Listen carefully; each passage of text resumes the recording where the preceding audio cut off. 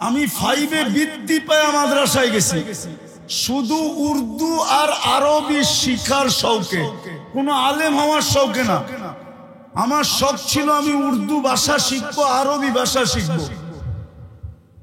এটার প্রতি আমার আগ্রহ ছিল, কোনো আলেম হওয়ার না। আমার ভাই বলছে মাদ্রাসায় যেতে হবে, ঠিক আছে, এই দুই ভাষা আমার শিখতে হবে। ভাষা শিখা আমার উদ্দেশ্য ছিল, আলেম হওয়া না। কিন্তু ভাই তো হেকমতে ঢুকায়া দিছে যে এখন তুই বাহির বই আলেম না হইয়া বাহির হবি কি কইরা। পাইপলাইনে ঢুকায়া দিছে, এমন মেশিনে ঢুকায়া দিছে, যেরকমই বানায়া হোক আল্লাহ বানায়া বাহির কইরা দিছে। তোমাদেরকে উৎসাহিত করার জন্য বলতেছি। আমি তো স্কুলে পড়তাম, আমি তো খুলনা বিভাগের ভিতরে বৃত্তিতে ফার্স্ট হয়েছি। বাংলাদেশের অধিকাংশ ক্যাডেট কলেজ থেকে আমার নামে চিঠি আসছে, যেই ছেলেকে আমরা চাই। আমি তো এখন মেজর জেনারেল হয়ে রিটায়ার্ড করি, বুটের বাড়ির চোটে বাংলাদেশের মাটি কাঁপায় গেল, এখনো আল্লাহ কাঁপায় আরেক লাইনে। মাদ্রাসায় আল্লাহ নিয়ে গেছেন। আমাকে একজন লেখা পাঠাইছে, হুজুর আপনি কি দারুল উলুম, উনি এরকম লেখা পাঠাইছে যে আপনি তো দারুল উলুম দেওবন্দের কাসেম নানতুবি রহমতুল্লাহ বানানো দারুল উলুম দেওবন্দের কি জানি নিয়মতান্ত্রিক ছাত্র না, তো আপনি কাসেমই লেখেন কেন? অথচ আমার বাংলাদেশি ঠিকানায়, আমার বাংলাদেশের ঠিকানায় বাঙালি হিসাবে দারুল উলুম দেওবন্দের সনদ বাংলাদেশের কেউ যদি দেখাইতে পারে তাহলে মনে হয় আমি সবার আগে দেখাইতে পারবো, আমি দেখাইতে পারবো। কি বাংলাদেশি না, দারুল উলুম দেওবন্দ না 2 নম্বর সনদ, 1 নম্বর না 2 নম্বর? উনি লেখা পাঠাইছে আমাকে যে হুজুর আপনি তো কাসেম নানতুবি রহমতুল্লাহ আলাইহির বানানো দারুল উলুম দেওবন্দের কি জানি শব্দটা বললাম নিয়মতান্ত্রিক ছাত্র না, আপনি কাসেমই লেখেন কি করে? অথচ সনদ আমার পকেটে, আমার বাসায় আছে। শুধু সনদ না, মার্কশিট আছে, শুধু মার্কশিট না, কেরাতেরটা আছে, শুধু কেরাত না, আখলাকি সনদ পর্যন্ত আছে। হ্যাঁ, মুসালসালাত আছে, সব আছে। আজকে আমাদের কাছে রহমত নাই, কসম। আমি তো লম্বা করতে চাইতেছি না, আমি আসলাম এখানে দ্বিতীয়বার।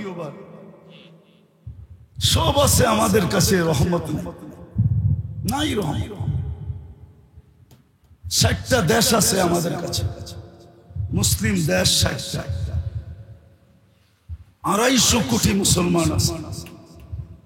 দুনিয়ার সবচেয়ে বড় টাকা আছে,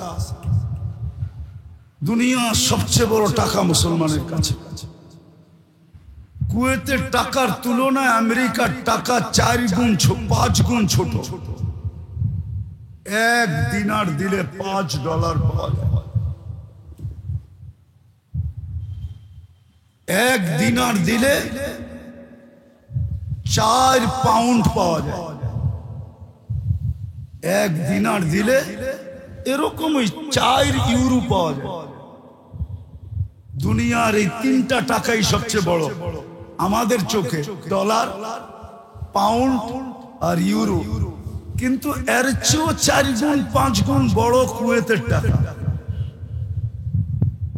এর চেয়েও বড় হলো বাহরাইনের টাকা, এর চেয়ে বড় হলো ওমানের টাকা, এই 3টার চেয়েও বড় হলো ব্রুনাইয়ের টাকা। মুসলমানের কাছে দেশ আছে, সংখ্যা আছে, বড় টাকা আছে।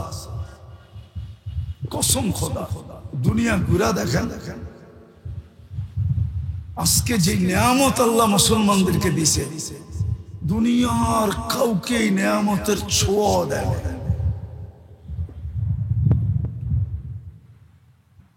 আপনি যতই বলেন না কেন, যত মজার স্বাদের খাওয়া মুসলমান খায়, দুনিয়ার কেউ ওই স্বাদের আর মজার খাওয়া জিহ্বায় লাগায়া পর্যন্ত দেখার ক্ষমতা রাখে না। আপনি জানেন না, আপনি করেন তারপরে আমার কথায় একমত হবে। আপনাকে আমি মিডিয়া দিয়া এইখানে বসে বুঝাইতে পারবো না। আমার মতো দুনিয়া গড়লে আপনার আমার কথা বিশ্বাস হবে যে মুসলমানকে আল্লাহ বর্তমানে দুনিয়ার সবচেয়ে বেশি নাজ নেয়ামত দিছে, কিন্তু রহমত নাই। রহমত না থাকার কারণে আজকে মুসলমান দুনিয়াতে যতটুকু নির্যাতিত, যতটুকু ঘৃণিত, যতটুকু লাঞ্ছিত, যতটুকু বঞ্চিত, যতটুকু অবহেলিত, যতটুকু দীক্ষিত, যতটুকু নিকৃষ্ট,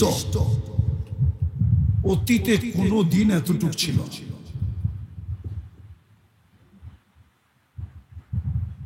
আজকে মুসলমানের মতো নিকৃষ্ট নেই। আপনাকে আমি প্রমাণ দিব, প্রমাণ। এখানে অনেকেই শিক্ষিত, অনেকেই আছে এখানে যারা সারাদিন নেট নিয়ে পড়া থাকে, গুগলের জগতে, ইন্টারনেটের জগতে পড়া থাকে। আগামী অক্টোবরের 7 তারিখে যুদ্ধ 2 বছর হবে। 6 বছর? এটা কি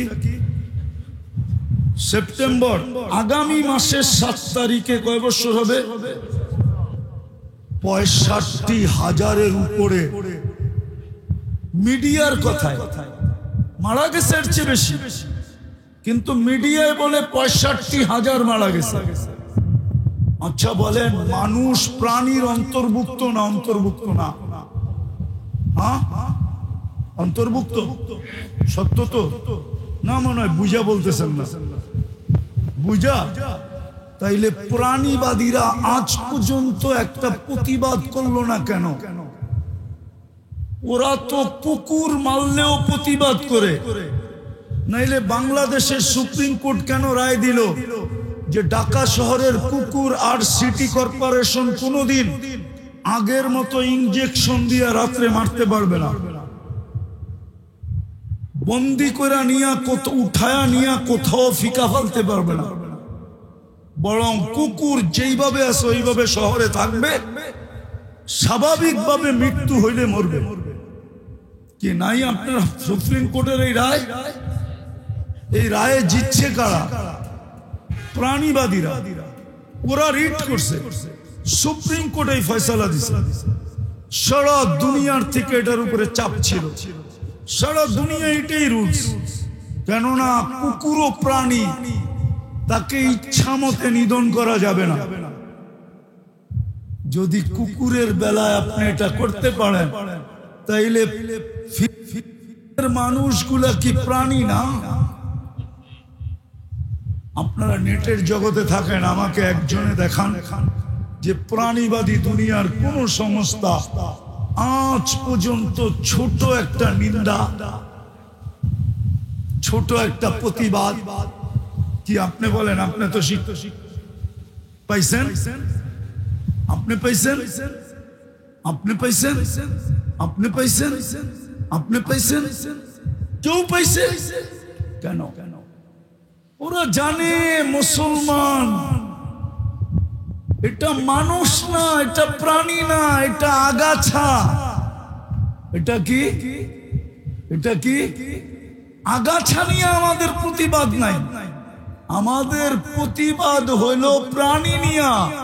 ওরা ফিলিস্তিনের মুসলমানকে প্রাণী মনে করে না, ওরা ইরাকের মুসলমানকে প্রাণী মনে করে না, আফগানিস্তানের মুসলমানকে প্রাণী মনে করে না, এমনকি আপনাকেও মনে করে না। আপনি যতই ওদের রঙে রঙিন হন না কেন, আপনার পাসপোর্টে ধর্মের জায়গায় লেখা আছে ইসলাম। আর এটা অনলাইন দুনিয়া। আপনার পাসপোর্ট পাঞ্চ করতে দেরি, যেই দিন ফর্ম ফিল আপ করছেন, যেই দিন আপনার পুরা পাসপোর্ট হয়ে বাহির হয়ে আসছে, সব ডাটা সারা দুনিয়ায় ছড়ায় গেছে। আপনার পাসপোর্ট পাঞ্চ করবে আর ও দেখা নিবে যে সে মুসলমান। আপনার পোশাক আর রূপরেখা দেখা আপনার সাথে ব্যবহার হবে না, বরং আপনার ডাটা দেখা আপনার সাথে ব্যবহার হবে। দুনিয়ার যেই কোনো এয়ারপোর্ট বলেন, আমার চোখে দেখা বলতেছি, চোখে দেখা। আমি বাংলাদেশের বড় রতি করেছি। রতি বোঝেন? মহারতি বোঝেন তো? রতি না বুঝলেও তো মহারতি বোঝেন। রাগ হয় না, আমি অনেককে চিনি, আমার সাথে সফর হয়েছে। কেন আমি অহংকার করে বলতেছি না, আমার শুধু নিউজিল্যান্ড বাকি, দুনিয়ার কোন উন্নত দেশ আমার বাকি নেই। আমি সব দেখে ফেলছি, আল্লাহ আমাকে দেখায় দিছে। আমি তো 103টা দেশের ইমিগ্রেশন দেখছি, 7টা মহাদেশের ইমিগ্রেশন দেখছি। আমি অনেক বাংলাদেশের রতি করেছি, মহারতিরে চিনি, যার লেবাস, পোশাক, চাল চলন, উঠা বসা, স্টাইল ফেস্টাইল 100% উপরও ওদের সাজে সজ্জিত। কিন্তু তারপরও আমি দেখছি 2 ঘন্টা দাঁড়ায় আছে, 6 ঘন্টা পর্যন্ত আমি দাঁড়ায় থাকতে দেখছি, 6 ঘন্টা। রাগ হয় না, নাম বলবো না। 6 ঘন্টা আমি আমেরিকান ইমিগ্রেশনে 6 ঘন্টা পর্যন্ত তাকে দাঁড় করা রাখছে, বসায় রাখছে 6 ঘন্টা। 6 ঘন্টা পরে আমারে ফোন দিছে, মুফতি সাহেব কোথায়? আমি বলছি আমার 5 ঘন্টা ঘুম হয়ে গেছে, এখন ওইটা আমি চা নাস্তা করতেছি। আপনি কোথায়? বললো আমি মাত্র বাহির হয়ে গাড়িতে উঠতেছি। আমি বলছি আসেন, দেখা হবে। 6 ঘন্টা। আমি যেটা বুঝাইতেছিলাম, ওই আল্লাহর সাথে যেটা নামুমকিন তাআল্লুক, যার সাথে সম্পর্ক গড়া নামুমকিন, ইম্পসিবল, চিনিসবত খাকেরা বা আলমে পাক। কিন্তু সম্পর্ক ছাড়া 2 সমস্যার সমাধান সম্ভব না, না দুনিয়া না আখিরাত, সম্ভব না। কসম খোদার, আপনি সারা দুনিয়া দিয়েও পারবেন না এটা করতে। সারা দুনিয়াও যদি আপনার স্ত্রীর নামে লেখা দেন, তাহলে আপনি এটা পারবেন না। যেটা মাসের পর মাস ঘরে চুলা জ্বলে না, তারপরও হয়েছে। 4 দিন পর্যন্ত চুলা জ্বলে নাই, 3 দিন পর্যন্ত ঘরে কোনো চুলা জ্বলে নাই, খেজুরও নাই, বিচিও নাই, শুধু পানি আছে। ফাতেমা রাদিয়াল্লাহু তাআলা আনহার ঘরে 4র্থ দিন সকালে বলতেছে, আলী, ফাতেমা চললাম, দোয়া করো দেখি আজকে কিছু মিলে কিনা। তো বিকালে যখন ফিরতেছে তো চেহারা, হাত দুটা খালি, চেহারাটা বিলকুল মলিন, কেননা ঘরের পুরুষ তো। 4র্থ দিন খালি পেট, ক্ষুধার্ত, চেহারা মলিন ফিরতেছে। ফাতেমা রাদিয়াল্লাহু তাআলা আনহা একটু পর পর জানলার পর্দা উঠায় দেখতেছে আলী আসে কিনা। কিন্তু একটু পর দেখলেন আসতেছে বটে, কিন্তু চেহারা মলিন, হাত দুটা খালি। তো অপেক্ষা করতেছিলেন যে কাছে আসো, কাছে, যেন আওয়াজের পর্দা নষ্ট না হয়। যখন কাছে আসছে তো আওয়াজ দিছে, আলী। তো চোখে চোখ পড়ছে, বসে চেহারা মলিন কেন? বসে ফাতেমা আজকেও কিছু জোটে নাই।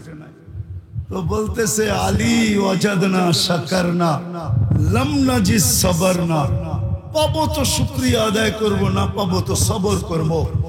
আলী তুমি কি জানো না দুনো অবস্থায় আল্লাহ আমাদের সাথে?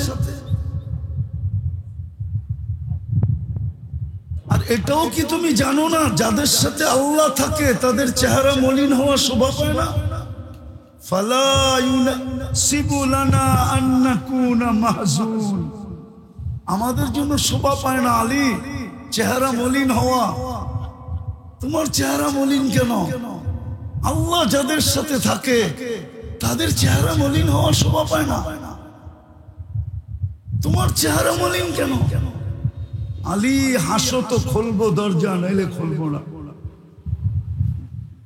পরেরটা আলী রাদিয়াল্লাহু তাআলা আনহু বলতেছে, একটু লম্বা করে বলছে, একটু পরিধি বাড়ায়া বলছে, রাহিমাল্লাহু ইমরাআতান ইয়া ফাতেমা।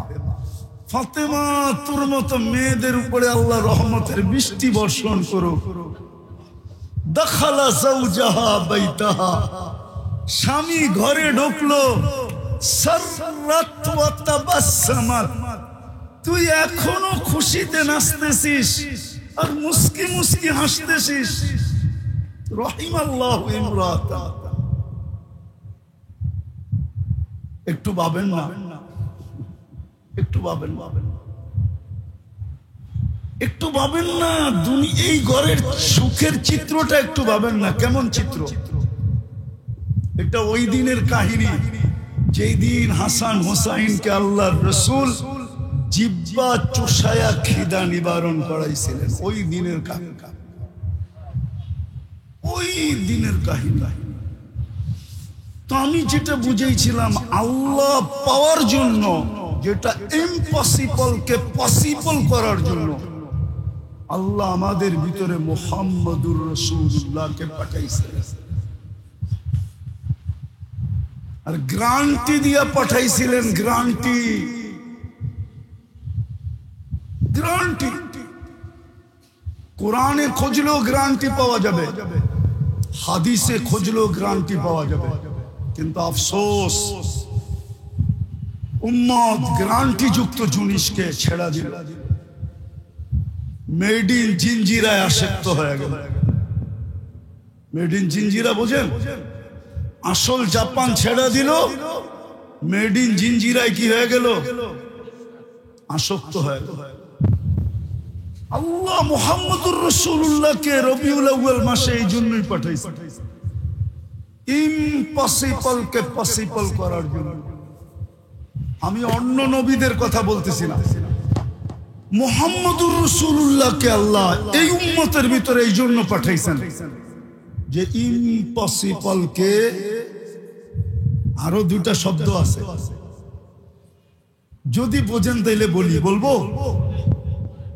অল্প পরিশ্রমে অল্প সময়, সময়ও লাগবে, পরিশ্রম অল্প, সময়ও অল্প, সময় অল্প, পরিশ্রম বিলকুল কম। আপনাকে আমি একটা দিয়ে দেখাই, এক রাত্র ৮৩ বৎসর, ঠিক না? পরিশ্রম কয় রাত? সজাগ, ইবাদত, বন্দেগি, জিকির, তেলাওয়াত, তাসবিহ, তাহলিল, সজাগ, ইবাদত কয় রাত্রে? ইবাদত এক রাত্রের, কিন্তু মিলবে ৮৩ বৎসর। এটা খায়ের বাদ দিয়া, খায়ের বাদ দিয়া, কি দিয়া? এটার আগে একটা শব্দ আছে খায়ের, আর খায়েরকে যদি যোগ করেন তাহলে খায়ের একটা তর্জমা আল্লাহ নিজে করছে এক হাদিসে কুদসির ভিতরে, ওয়ালি খাইরি লা নিহায়া, আমার খায়েরের কোনো সীমা রেখা নাই। যদি এইটা এইখানে যোগ করি তাহলে আল্লাহ বলে ৮৩ বৎসর তোমাদের গণনায়, কিন্তু এই ৮৩ বৎসরের কোনো সীমা রেখা নাই। যদি বলবেন আবার এটা কি করে হয়, তাহলে আমি আপনাকে উদাহরণ দেই। আমাদের মাথার উপরে আকাশ কয়টা? সীমারেখা আছে, তাহলে একটা আবার সীমারেখা নাই হইল কি করে? আল্লাহ বলে ৮৩, কিন্তু সীমারেখা, সীমারেখা যেমন আকাশ মাথার উপরে কয়টা? ৭টা, ঠিক না? একটাই বললাম, আমরা দেখি একটা, ঠিক না? সীমা রেখা আছে নাই? তো খায়ের যোগ করলে আপনার 1 বৎসর 83 বৎসর, কিন্তু সীমা রেখাহীন সময়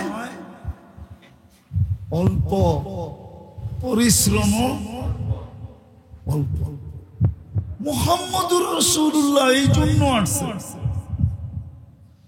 শুধুই ইম্পসিবল কে পসিবল বানানোর জন্য।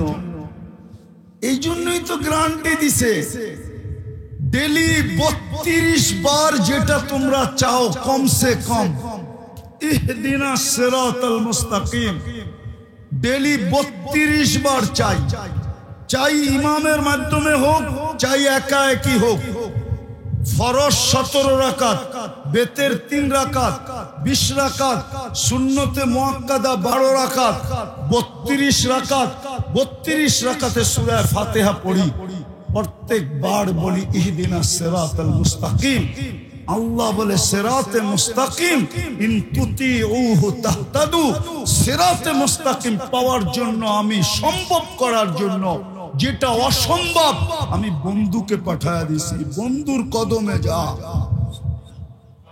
বন্ধুর দাসত্বে যা, বন্ধুর কদমে যা, বন্ধুর কাছে যা, বন্ধুর পায়ের কাছে যা, হেদায়েত পেয়ে যাবে। ইন তুতিউহু তাহতাদু। আমি মনে হয় আপনাদেরকে বুঝাইতে পারি না।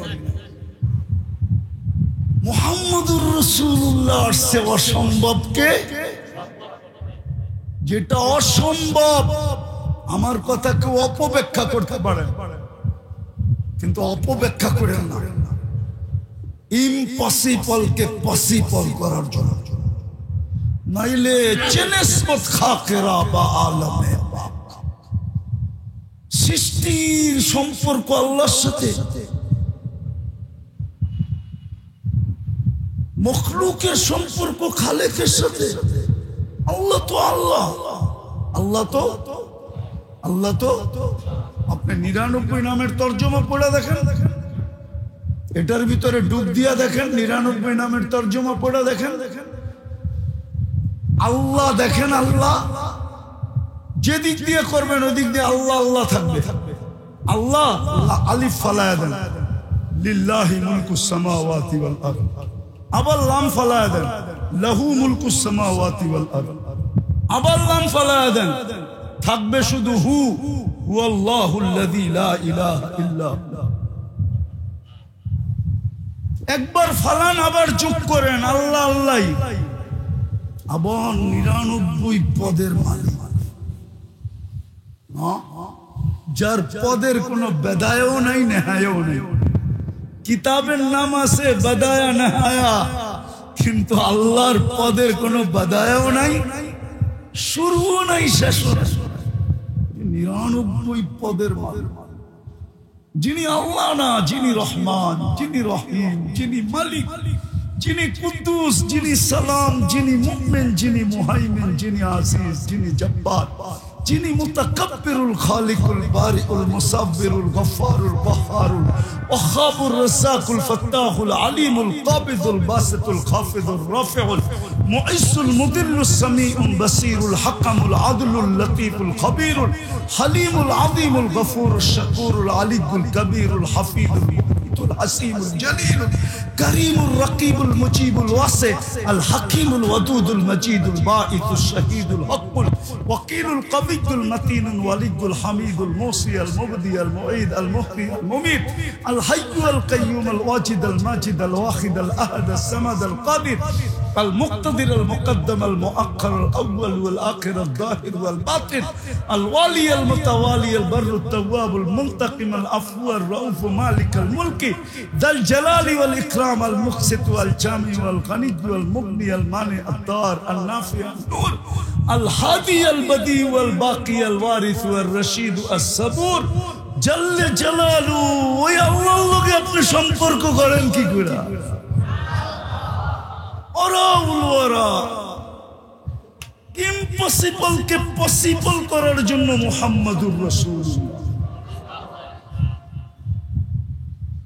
হায় কম সময়ে কম পরিশ্রমে কম সময়ে আর আল্লাহর গ্যারান্টি দেওয়া, পুরো গ্যারান্টি কার্ড সহ পাঠায় দিয়েছেন। গ্যারান্টি কার্ড কি?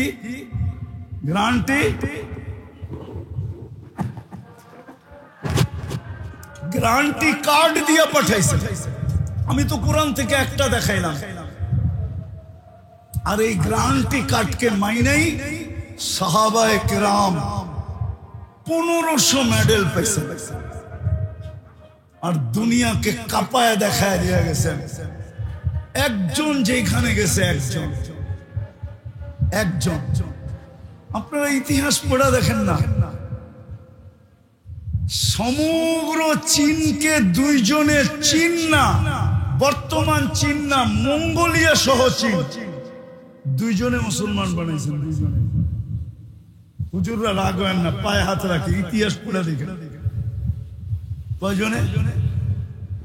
কয়জনে? শুধু দুইজন। আবু ওয়াক্কাস ওয়াহাব ইবনে মালিক, শুধু দুইজনে পুরো চীনকে মুসলমান বানাইছে। কমরু আইল্যান্ডকে শুধু 14 বছরের বাচ্চা মুসলমান বানাইছে। মোহাম্মদ ইবনে ওসমান ইবনে আফফান, আমি সফর করে আসছি এখানে, ওই কবর আমি চিনি। আমি 2 ঘন্টা ছিলাম ওই কবরের মধ্যখানে, ওই দেওয়ালের মধ্যে আমি দরজা আটকানো অবস্থায় 2 ঘন্টা ছিলাম।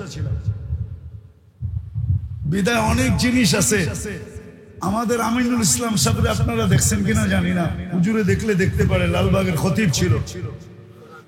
একটা জমানা ছিল খেতাবাত বলতে আমিনুল ইসলাম, মৌলানা গাফফার সাহেব, তারপরে হাবিবুল্লাহ মিসবাহ, কওমিদের ভিতরে এই 3 জনকে বোঝানো হইতো খতিব বলতে। আরো ছিলেন কিন্তু ঢাকাতে এত মশহুর ছিলেন না। উনি তো অনেক আগে চলে গেছে। ওনার তাফসীর যখন শুরু হইতো তখন ওই 17,000 থেকে নিয়ে মাইক ফরিদাবাদ পর্যন্ত লাগতো। আমি জানি সব, আমার কাছে মোটামুটি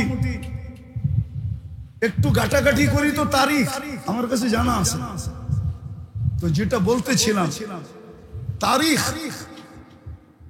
তারিখ গাটলে আপনি দেখবেন 14 বছর ছেলে একটা দেশকে মুসলমান বানাইছে। কমরু আইল্যান্ড দুনিয়া একটা দেশ, যেই দেশে সরকারি ভাবে কুকুর পালা নিষেধ। সরকারি ভাবে কি কুকুর পালা নিষেধ না, আপনি নিয়েও যেতে পারবেন না। এয়ারপোর্ট থেকে রিটার্ন আপনি যে হন, ওই দেশে কুকুর নিয়ে ঢুকাও নিষেধ, পালাও নিষেধ। ওটা হলো কমরু আইল্যান্ড। মোহাম্মদ ইবনে উসমান ইবনে আফফানের কবর ওখানে। 14 বছরের ছেলে, শুধু মুহাম্মদুর রাসূলুল্লাহ সাল্লাল্লাহু আলাইহি ওয়াসাল্লামের গোলামীদার। আজকে আমরা সব ধরছি মুহাম্মদুর রাসূলুল্লাহ ছাড়া। মুহাম্মদুর রাসূলুল্লাহ সাল্লাল্লাহু আলাইহি ওয়াসাল্লাম ভালো মতে দিলে গাইথা রাখেন, ইম্পসিবল কে পসিবল করার জন্য, আল্লাহর সাথে তাল্লুক করার জন্য, কম পরিশ্রমে কম সময়।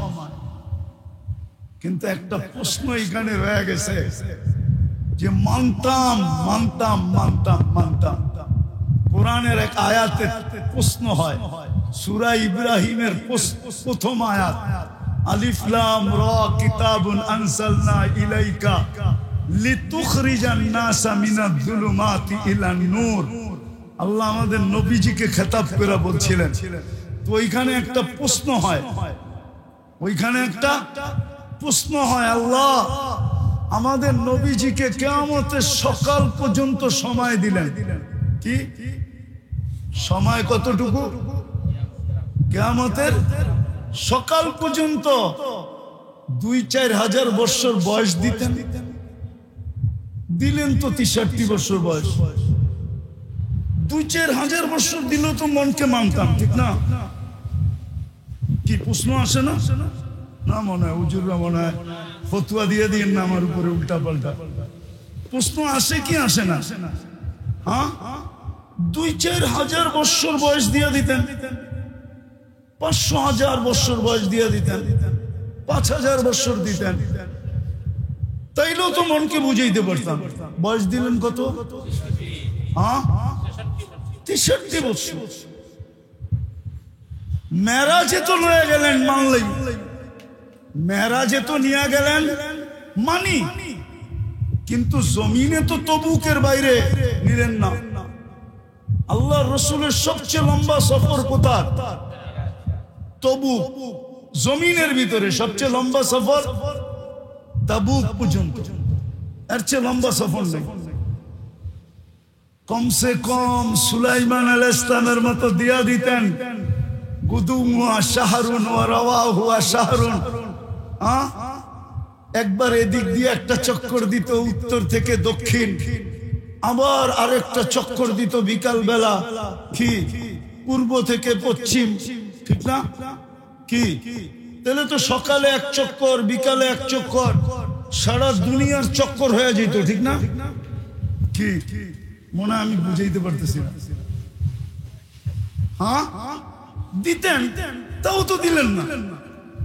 সবচেয়ে লম্বা জমিনি সফর কোথায়? আল্লাহ আমাকে বুঝাইতে চাইতেছে, বেওকুফ, তুইও তো কোরআনের আয়াত বুঝোস নাই। যদি 5,000 বছর বয়সে দিতাম তো তোকে নায়েবে রসুল কেন বানাইতাম? এদেরকে নায়েবে রসুল কেন বানাইতো?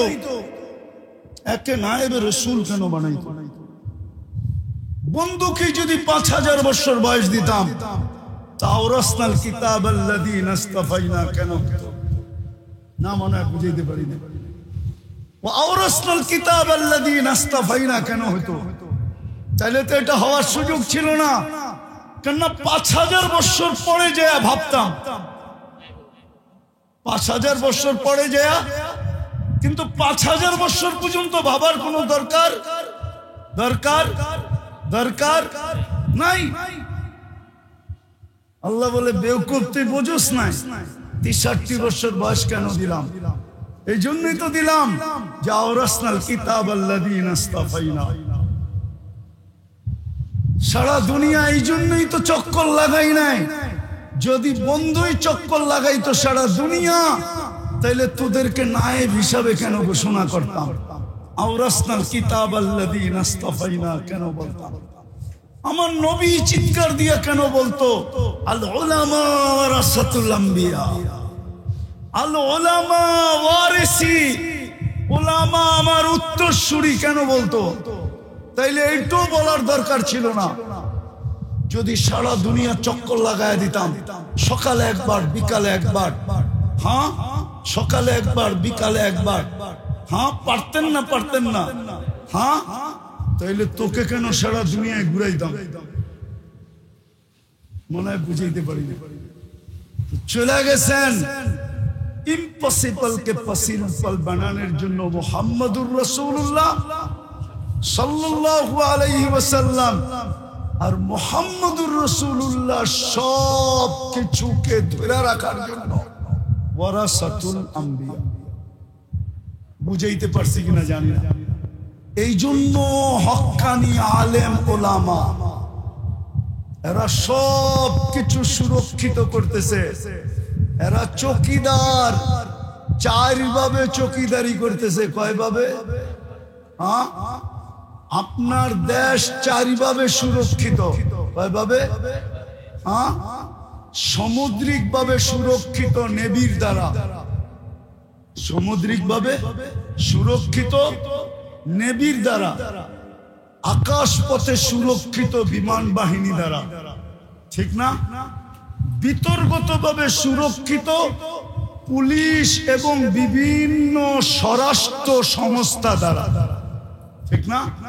হ্যাঁ, সত্য তো?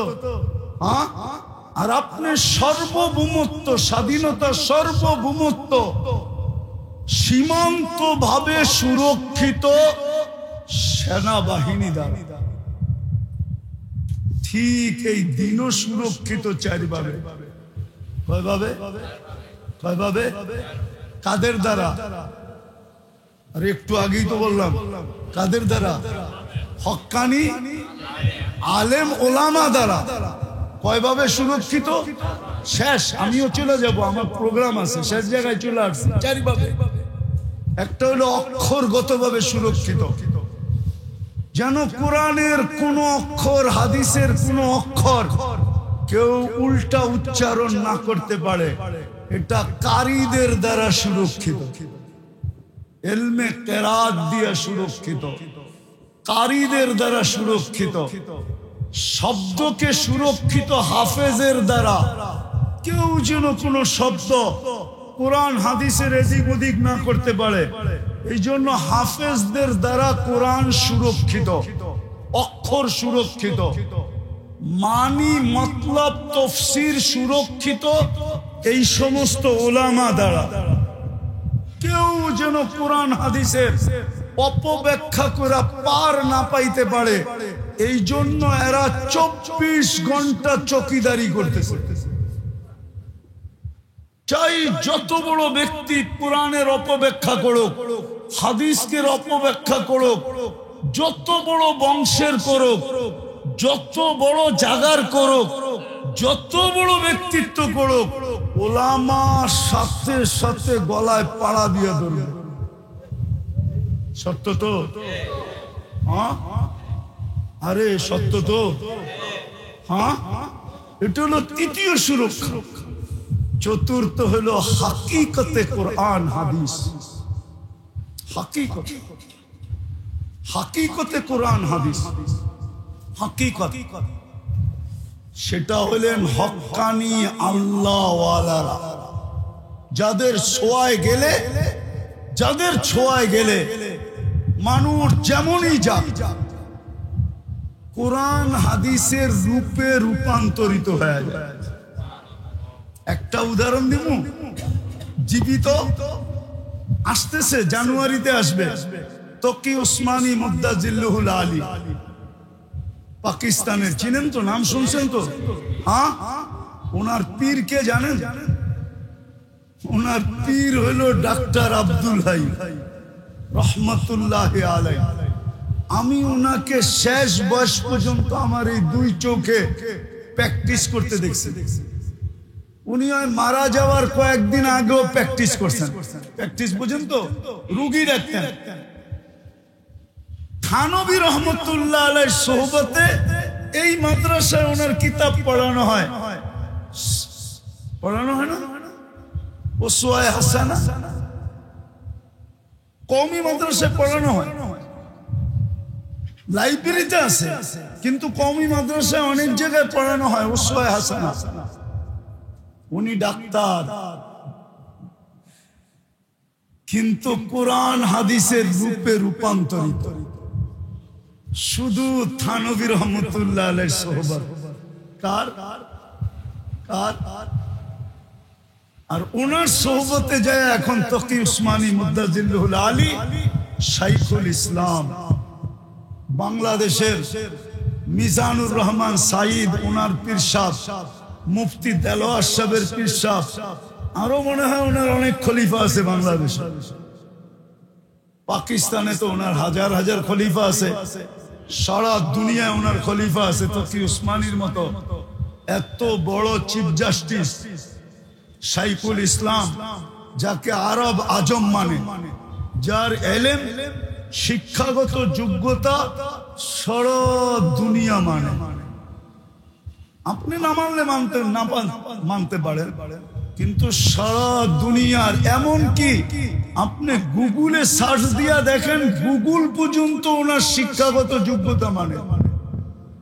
চ্যালেঞ্জ আপনার কাছে, আপনি গুগলকে জিজ্ঞেস করেন যে এই লোকটার শিক্ষাগত যোগ্যতা তোমার কাছে কেমন। আমরা তো গুগলে বিশ্বাসী না, কিন্তু গুগলকে জিজ্ঞেস করে।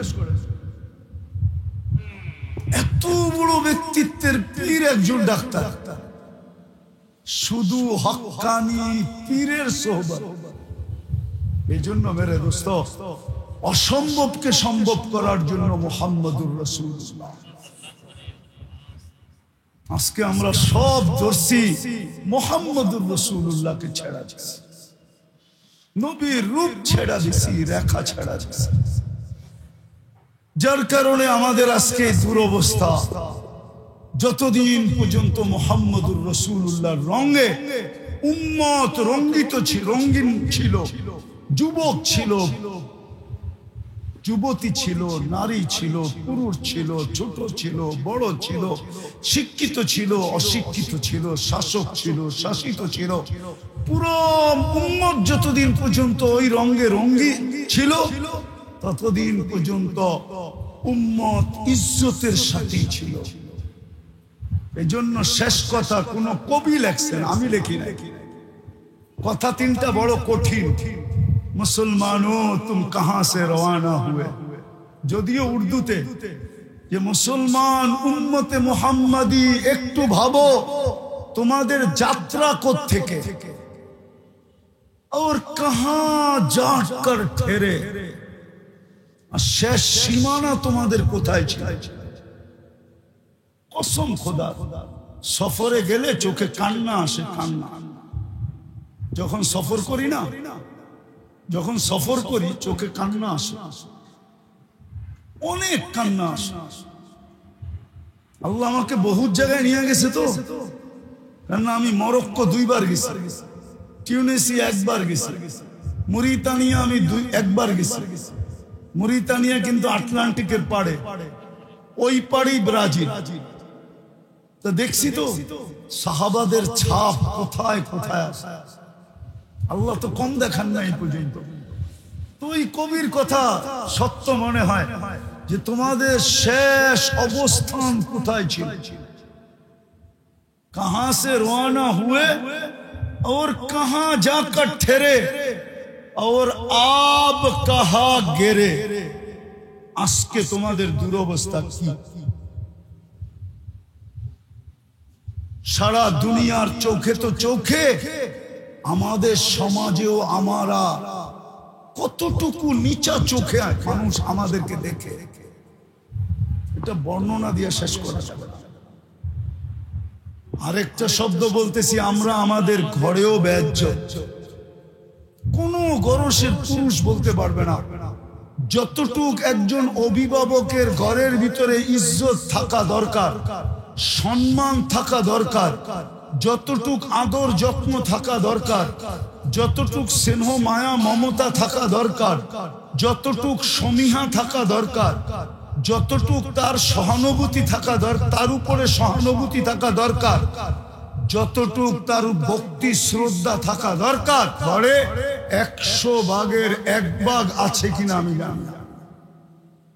বাকি নিজেরটা নিজে বুঝা নিয়ে, শুধু কারণ মুহাম্মদুর রাসূলুল্লাহ আমরা ছেড়ে দিছি, লা ইলাহা ইল্লাল্লাহ তো ধরে রাখছি, কিন্তু মুহাম্মদুর রাসূলুল্লাহ আমরা ছেড়া দিছি। আর এটাই সত্য, লা ইলাহা ইল্লাল্লাহ ওই পর্যন্ত আপনার আমার পক্ষে আসবে না যতক্ষণ পর্যন্ত আপনি মুহাম্মদুর রাসূলুল্লাহকে স্বীকৃতি দেওয়ার সাথে সাথে সর্বক্ষেত্রে গলার মালা না বানাবেন। মুহাম্মদুর রাসূলুল্লাহ শিক্ষাই এটা। আমি যদিও 2 শব্দে বলছি, 3 শব্দে বলছি, ইম্পসিবল কে পসিবল বানানো, কম সময় কম পরিশ্রম। বিদায় আসেন আমরা তওবা করি, তওবা কইরা উনাকে তো পাবো না, এটাও আমি দেখায়া দিলাম। 4 সম্প্রদায়কে আল্লাহ রেখা গেছেন, উনাদের সাথে নিজেকে সংযুক্ত করি, নিজেকে সংযুক্ত করি, নিজের জীবনকে উনাদের পিছে চলা, হক্কানি আলেমদের আল্লাহওয়ালাদের পিছে চলা, উনাদের পিছে চলা, মুহাম্মদুর রাসূলুল্লাহর রঙে নিজেকে রঙাই। আমি ছাত্রদেরকে বলতেছি, আপনাদেরকে না। আমি একটা কথা বলি কিন্তু তোমরা আবার অপব্যাখ্যা করো, কেন আমি পাই তো পড়ে তোমাদের পায়ে হাত দিয়া বলি, অপব্যাখ্যা করো না, অপব্যাখ্যা করো না। তোমরাও নিয়ত করো, তোমরাও নিয়ত করো। বরং আমি তোমাদেরকে প্রমাণ দিতে পারবো না, চিল্লান দ্বারা সমস্যার সমাধান হবে না।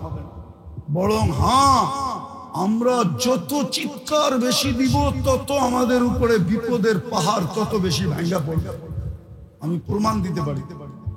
তোমাদেরকে বলতেছি, পড়ার জামানায় যত বেশি আল্লাহ রসুলের সাথে সম্পর্ক জড়তে পারতে পারো। আজকে দাওড়ায় আমরা জিজ্ঞাসা করি, দাওড়া পড়ে, দাওড়া। আমি আপনাদেরকে বলতেছি না, আমার ছাত্রদেরকে বলতেছি, দাওড়া পড়ে, কিন্তু অনেক সময় জিজ্ঞাসা করা সন্তুষ্টজনক জবাব পাই না যে তুমি দাওরা পড়তেছ, বুখারী পড়তেছ, আজ পর্যন্ত আল্লাহর রসুলকে স্বপ্নে দেখছো? বেশিরভাগ ছেলেই বলে আমি দেখি নাই। বড় দুঃখ লাগে। কসম খোদার তোমাদের ওস্তাদদের সামনে বলতেছি, আমাদের জামানায় আমরা দেখতাম মক্তব থেকে মিজান পর্যন্ত পৌঁছতে পারতো না। হয়তো তাফসির, তাইসির, নাইলে মিজান, নাহবে মির তো মুকাম্মাল, এই পর্যন্ত পৌঁছতে পৌঁছতে আল্লাহর রসুলকে স্বপ্নে দেখা ফেলতে। আমি বুজুর্গি বলতেছি না, বুজুর্গি তোমাদের ভিতরে উৎসাহ পয়দা করার ব্যাপারে বলতেছি। আল্লাহ যদি অহংকার হয় তো আমাকে মাফ করো। আমার মনে আছে, আমার মনে আছে, আমার প্রথম জিয়ারত মিজানের বছর, আমি স্কুল থেকে গেছি, আমি 5-এ বৃত্তি পায় মাদ্রাসায় গেছি, শুধু উর্দু আর আরবি শিখার শৌকে, কোনো আলেম হওয়ার শৌকে না। আমার শখ ছিল আমি উর্দু ভাষা শিখবো, আরবি ভাষা শিখবো, এটার প্রতি আমার আগ্রহ ছিল, কোনো আলেম হওয়ার না। আমার ভাই বলছে মাদ্রাসায় যেতে হবে, ঠিক আছে, এই 2 ভাষা আমার শিখতে হবে। ভাষা শিখা আমার উদ্দেশ্য ছিল, আলেম হওয়া না। কিন্তু ভাই তো হেকমতে ঢুকায়া দিছে যে এখন তুই বাহির বই আলেম না হইয়া বাহির হবি কি কইরা। পাইপলাইনে ঢুকায়া দিছে, এমন মেশিনে ঢুকায়া দিছে, যেরকমই বানায়া হোক আল্লাহ বানায়া বাহির কইরা দিছে। তোমাদেরকে উৎসাহিত করার জন্য বলতেছি। আমি তো স্কুলে পড়তাম, আমি তো খুলনা বিভাগের ভিতরে বৃত্তিতে ফার্স্ট হয়েছি। বাংলাদেশের অধিকাংশ ক্যাডেট কলেজ থেকে আমার নামে চিঠি আসে, যেই ছেলেকে আমরা চাই। আমি তো এখন মেজর জেনারেল হয়ে রিটায়ার্ড করি, বুটের বাড়ির চোটে বাংলাদেশের মাটি কাঁপায়, এখনো আল্লাহ কাঁপায়। আরেক লাইনে মাদ্রাসায় আল্লাহ নিয়ে গেছেন। তো আমার মনে আছে, আমি তোমাদেরকে উৎসাহের জন্য বলতেছি, মিজানের বছর আমার সর্বপ্রথম দিদার। কিন্তু আজকে দাওরার ছেলেদেরকে দেখি, জিজ্ঞাসা করলে হা বলতে পারে। তোমাদের পায়ে হাত দিয়া বলি, চতুর্দিকের আওয়াজ থেকে নিজের কানকে বন্ধ করে ফেলো। চতুর্দিকের দৃশ্য পটকে দেখার থেকে নিজেকে অন্ধ করে ফেলো। সবার জবাব দেওয়ার থেকে নিজেদেরকে বোবা বানায় ফেলো। মুহাম্মদুর রাসূলুল্লাহর রঙে রঙিন হও। ইনশাআল্লাহ একদিন আসবে, একদিন আসবে তুমি চমকাবে, এরকম চমকানি চমকাবে, তোমাকে তালাশ করতে হবে না, দুনিয়া তোমাকে তালাশ করবে। পারবা? পারবা? তোমরা পারবা? হ্যাঁ, চোখ বন্ধ করো, কান বন্ধ করো, জবান বন্ধ করো। চতুর্দিকের দৃশ্য দেখার থেকে তোমরা কাসেম নানতুবি রহমতুল্লাহ আলাইহির ছাত্র, মাদ্রাসার ছাত্র, রুহানি তাআল্লুক এখানে আছে। রুহানি, আমি এই মজলিসের ভিতরে বলতেছি কোন একটা প্রশ্নের জবাব। আমাকে একজন লেখা পাঠাইছে, হুজুর আপনি কি দারুল উলুম, উনি এরকম লেখা পাঠাইছে যে আপনি তো দারুল উলুম দেওবন্দের কাসেম নানতুবি রহমতুল্লাহ আলাইহির বানানো দারুল উলুম দেওবন্দের কি জানি নিয়মতান্ত্রিক ছাত্র না, তো আপনি কাসেমই লেখেন কেন? অথচ আমার বাংলাদেশি ঠিকানায়, আমার বাংলাদেশের ঠিকানায় বাঙালি হিসাবে দারুল উলুম দেওবন্দের সনদ বাংলাদেশের কেউ যদি দেখাইতে পারে, তাহলে মনে হয় আমি সবার আগে দেখাইতে পারবো, আমি দেখাইতে পারবো। কি বাংলাদেশি না? দারুল উলুম দেওবন্দ না 2 নম্বর? সনদ 1 নম্বর না 2 নম্বর? উনি লেখা পাঠাইছে আমাকে যে হুজুর আপনি তো দা কাসেম নানতুবি রহমতুল্লাহ আলাইহির বানানো দারুল উলুম দেওবন্দের কি জানি শব্দটা বললাম নিয়মতান্ত্রিক ছাত্র না, আপনি কাসেমই লেখেন কি করে? অথচ সনদ আমার পকেটে, আমার বাসায় আছে। শুধু সনদ না, মার্কশিট আছে। শুধু মার্কশিট না, কেরাতেরটা আছে। শুধু কেরাত না, আখলাকি সনদ পর্যন্ত আছে। হ্যাঁ, মুসালসালাতও আছে। তো তোমরা কাসেম নানতুবি রহমতুল্লাহ আলাইহির রুহানি ছাত্র, রঙে রঙিন হবা তো? আল্লাহ আমাদেরকে আমল করার তৌফিক দান করেন। ওমা আলাইনা ইল্লাল বালাগ। এটা তো আল্লাহর জন্য, ঠিক না? অনলাইনে ছাড়লেই কি আর লেখলেই কি আর বললেই কি, মুআমালা তো কার সাথে? কার সাথে? কার সাথে? আল্লাহর সাথে। আল্লাহ আমাদেরকে আমল করার তৌফিক দান করেন। কি আপনারা সম্পর্ক রাখবেন তো? বুঝাইতে পারলাম তো? সহজ জিনিস।